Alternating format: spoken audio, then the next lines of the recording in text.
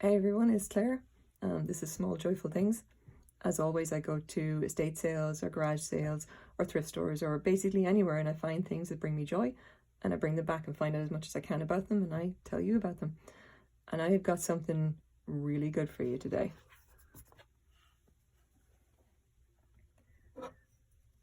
And here we go. I really hope this shows up as well. This is probably the most ridiculous thing I have ever decided to buy, and yet here we are. So, okay, well, what exactly is it? It is a vase. It is designed to just kind of rock around the place. Like, I can't get over that. It's hilarious. It's made of a white bisque porcelain. It's very, very finely made. Now, get the ruler out, if I can get it to stop rocking. It is like perhaps 5 inches across. I'm trying to eyeball this for you guys. So like maybe a little over 3.5 inches. And base, like 3.5 inches tall, I'm going to say as well. Okay, I can't get over this. It's the way that it...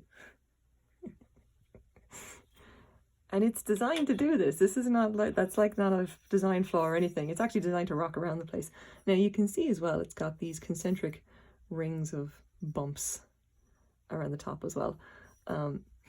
So I got this at a garage sale. It was part of a bigger lot. I think I paid about $1 for it because I got a whole bunch of stuff, and it was all together, it was about $5.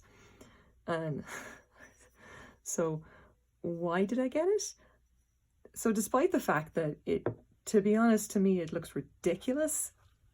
Like, don't get me wrong, this is not my aesthetic.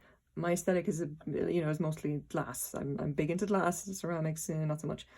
Not into this really at all. Why did I get this? Because I picked it up and I held it, and it sparked a lot of joy. Now, if you guys know me, you'd know that I'm big into Marie Kondo and the KonMari method. And I'm a big believer that when something sparks joy, you should not ignore that. And I rely on that a lot when I'm going out and looking for things. I'm really looking for stuff that I pick it up and there's a good feeling to in me when I hold it. And I definitely do when I got this. I picked it up because I thought it was unusual, and I held it and I played with it, and I turned my hands over the little bumps and thought, oh, this sparks joy. This is something good. Like, I'm relying a lot on that instinct to kind of tell me, is this something that's good? Because I'm looking for the feeling of that, like that feeling of specialness. And it turns out this is definitely something special. So I love that. I love how it rocks. It's that little rocking kind of, it's adorable. So got the iPad. Here we go. And there it is, a bigger version, but that's it. So what this is, if we actually turn it over, I'm gonna lift this up so you can see that, and hopefully you'll be able to see it there. Focus, there. It says Rosenthal Studio Linny, Germany. Okay, it's marked with that. So Rosenthal are known for being makers of very fine ceramics, right? And this particular piece, because we actually have a reference for it here, okay? This was designed by a very famous Finnish mid-century modern designer called Takio Wirkkala. Hopefully I'm getting that name right. It's kind of difficult to pronounce. Now, Wirkkala was a very famous and very strong influence on mid-century modern design. He would have been working, I'd say, from the 1950s up to about the 1980s. He died in 1985, according to my research. This particular little vase is one of the most famous pieces that he's known for. He designed these ceramics for the Rosenthal company, and this vase was released about 1970-ish, and they just started, they started making it. Now, it's done in a few different sizes. I think that this is the smallest one, okay? And it's called, I kid you not, the Pollo vase, the chicken vase, because it's, it is designed specifically to move, to just rock around, to kind of move like a bird.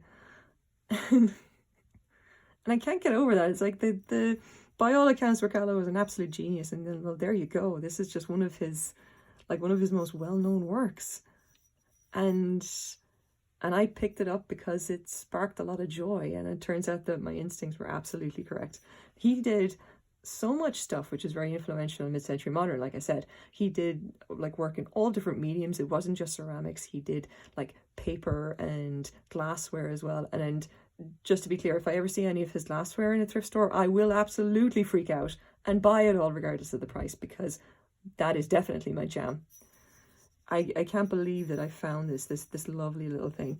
Like, I can't get over the way it rocks. It's fun to pick up and hold, but it's even more funny just to leave it. Just let it rock around the place, let it do a thing. So even now, even though I think you can actually still get these new, but these are incredibly expensive and very, very popular for collectors. Okay, so if you're like, say for example, if I'm looking at, there's a few different entries here. You can see that the black ones here, they're definitely more popular. So okay, let's just hit one random. So there you go. There it is in the flesh. And there's the price. You can see there, it's 100 euro if you'd like to buy it. So yeah, there you go. What an amazing thing to find. And I love it. This is exactly why I do this kind of stuff, is that you pick something up, you hold it, and you just go, yeah, here's something that's special and good, and that's going to tell you something interesting or lead you to something lovely. And I gotta say, finding out about this guy's art has just been, it's been kind of nice, especially his glassware. Cannot get over his glassware. It's going to be stuff like that, you know. It's like he does this kind of thing. I swear to God, if I ever see this in a thrift store, I'm absolutely going to be freaking out. I'm going to lose it. I'm just telling you. I'm absolutely going to lose it. So pretty. Can't get over it. Anyway, so am I going to keep this? I would say probably not. As much as I like the little rocking around that it does, I think someone's going to really love this. Someone other than me. I am absolutely terrified that my kids are going to knock it over and it's going to get damaged or something. I can't justify keeping something so precious around a place where it could be destroyed. I mean, a lot of the stuff that I have is precious to me. It's deeply personal to me, but there's no big loss if they knock it over and it just gets damaged or whatever. I can always find lots more pretty glass to keep me happy.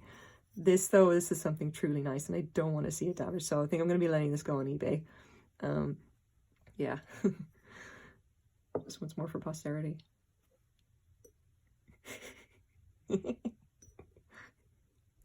I love that. That's fun.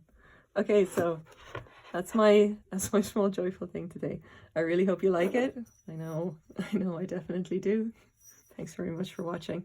Bye bye.